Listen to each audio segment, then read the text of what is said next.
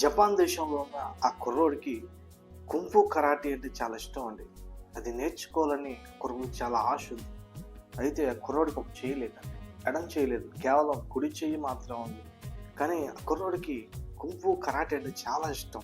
ఆ కుర్రోడు వాళ్ళ నాన్న దగ్గరికి వెళ్ళి అడుగుతా ఉన్నాడండి, నాన్న నన్ను కుంఫు కరాటే స్కూల్లో జాయిన్ చేయించండి, నాకు నేర్చుకోవాలని ఆశగా ఉంది అని అనగానే వాళ్ళ నాన్న అన్నాడు, రే కుంఫు కరాటే స్కూల్లో నేర్చుకుంటే ఉన్న చేయి కాస్త పోద్ది.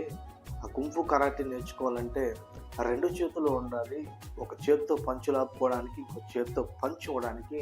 ఆ రెండు చేతులు ఉంటేనే ఆ కుంఫు కరాటే నేర్చుకోవడానికి అవకాశం ఉంటుంది అని చెప్పేసి వాళ్ళ నాన్న పాపం కుర్రవాడిని నిరాశపరిచాడండి. కానీ ఆ కుర్రవాళ్ళలో మాత్రం నేర్చుకోవాలని ఆశ అయితే ఉందండి, నేర్చుకోవాలని పట్టుదల అయితే ఉంది. ఆ పట్టుదలతోనే ఆ కుర్రవాడు కొన్ని స్కూళ్ళు ఉంటే ఆ స్కూల్లో ఆ టీచర్స్ దగ్గరికి వెళ్ళి ఆ కుంఫు కరాటే నేర్పించే టీచర్స్ దగ్గరికి వెళ్ళి అడిగాడు, నాకు నేర్పించండి అనగానే మనోడు అవతారం చూసి ఒక చేయి లేదు కాబట్టి అందరూ కూడా ఏ మాత్రము కూడా ఈ కుర్రని జాయిన్ చేయించుకోవడానికి ఇంట్రెస్ట్ చూపలేదు, అందరూ నిరాశపరిచారు. అయితే చివరిగా ఒక స్కూల్కి వెళ్ళాడండి. ఆ స్కూల్కి లోనకి వెళ్ళగానే ఒక ముసలాయన నేర్పిస్తూ ఉన్నాడు. ఒక ముసలాయన అక్కడ ఉన్న విద్యార్థులకు నేర్పిస్తూ ఉన్నప్పుడు ఆ కుంఫు కరాటని ఈ కుర్రవాడు మెల్లగా వెళ్ళి ఆ ముసలాయన దగ్గరికి వెళ్ళి, గురువు గారు అని పలకరించి, నేను కుంఫు కరాటే నేర్చుకోవాలని వచ్చాను, నాకు నేర్పిస్తారా అని అడిగినప్పుడు ఆ ముసలాయన ఆ గురువు గారు ఈ కుర్రోడిని చూసి, ఈ కుర్రోడు మాటలు చూసినప్పుడు చాలా ఆసక్తి ఉంది, కానీ అవతారం ఆకారం చూసినప్పుడు ఒక చెయ్యి లేదు. చెయ్యి లేకపోయినప్పటికీ ఆ గురువు గారు అన్నారు కదా, సరే నేర్పిస్తాను అని చెప్పేసి ఈ కుర్రవాడిలో ఆశను పుట్టించాడండి. ఇంకా ఆ కుర్రవాడికి సంతోషమే సంతోషం. ఎందుకంటే ఏ విద్యనైతే నేర్చుకోవాలని ఆశపడ్డాడో ఆ విద్యను, ఆ కుంఫు కరాటేని ఆ గురువు గారు నేర్పిస్తారనగానే కుర్రవాళ్ళు ఆనందం, సంతోషం ఇవి వచ్చి జాయిన్ అయ్యాడండి. ఆ కుర్రవాడు వచ్చి ఆ గురువు గారి దగ్గర జాయిన్ అయ్యాడు. 6 నెలలు అయింది. 6 నెలలు అయింది నేర్చుకున్నాడు.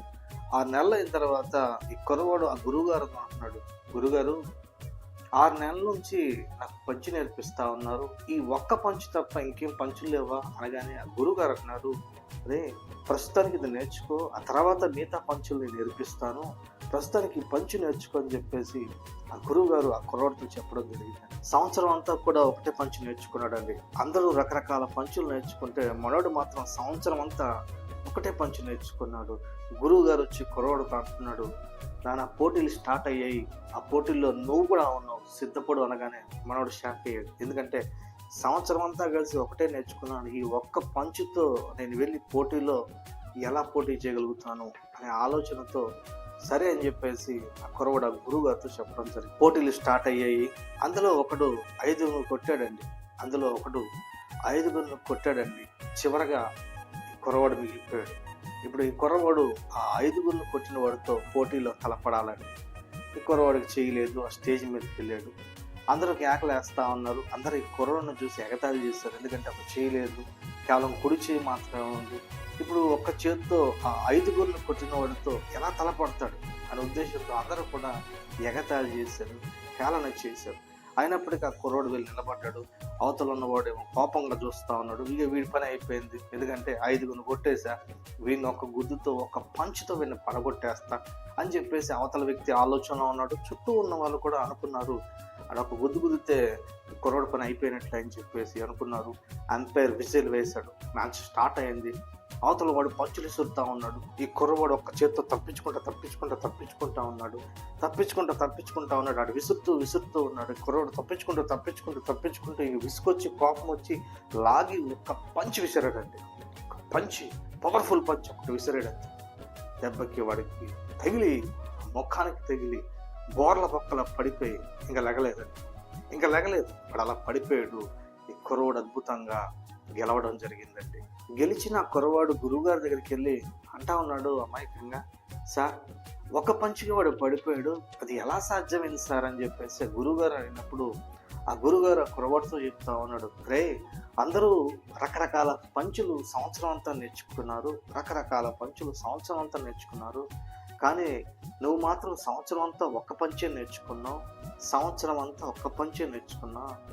సంవత్సరం అంతా నువ్వు నేర్చుకున్న ఒక్క పంచ్ చాలా పవర్ఫుల్. ఆ పవర్ఫుల్ పంచ్ ఆడు గోపగా తగిలింది, అందుకే పడిపోయాడురా అని చెప్పేసి ఆ గురుగారు ఆ కుర్రవాడితో చెప్పడం జరిగింది. అలాంటి పవర్ఫుల్ పంచే ప్రార్థన, ప్రేయర్. ఈ పవర్ఫుల్ పంచ్ని, ఈ ప్రేయర్ని, ప్రార్థనని ఒకవేళ సాధన చేయగలిగితే ఎలాంటి శ్రమ అయినా, ఎలాంటి శోధన అయినా, ఎలాంటి కష్టానైనా ఈ పవర్ఫుల్ పంచ్ అయిన ప్రేయర్ ద్వారా, ప్రార్థన ద్వారా ఎదుర్కొనవచ్చు, పడగొట్టవచ్చు. అంతేకాదు సాతాను మోహాన్ని కూడా పగలగొట్టవచ్చు. అపోస్తులైన పౌలు తిమోతికి రాసిన మొదటి పత్రికలో 2వ అధ్యాయంలో మొదటి 2 వచనాల్లో అంటాడు, అన్నిటికంటే ప్రాముఖ్యమైనది ప్రార్థన. ఎర్ర సముద్రం 2గా చీలి పాయలు అవ్వడానికి ముందు మోషే వాడిన పవర్ఫుల్ పంచ్ ప్రార్థన. ఆకాశం 2గా చీలి అగ్ని దిగి రావడానికి ముందు ఏలియా వాడిన పవర్ఫుల్ పంచ్ ప్రార్థన. భూకంపం వచ్చి భూమి 2గా చీలి చెరసాల బ్రద్దలైపోవడానికి ముందు పౌలు శిలలో వాడిన పవర్ఫుల్ పంచ్ ప్రార్థన. దేవునికి స్తోత్రం. ఈరోజు ఈ మాటలు వింటున్న నీవు ఏ సమస్యతో అయితే బాధపడుతున్నావో, ఏ సమస్యలో అయితే ఉన్నావో, ప్రభు నీతోనే చెప్తా ఉన్నాడు, ఈ పవర్ఫుల్ పంచ్, ఈ ప్రార్థనను ఆ సమస్యకు ముందు ఉపయోగించు. అలా ఉపయోగించినట్లయితే ఆ సమస్య చీలిపోతుంది, నీకు మార్గము సరళం చేయబడుతుంది. దేవునికి స్తోత్రం.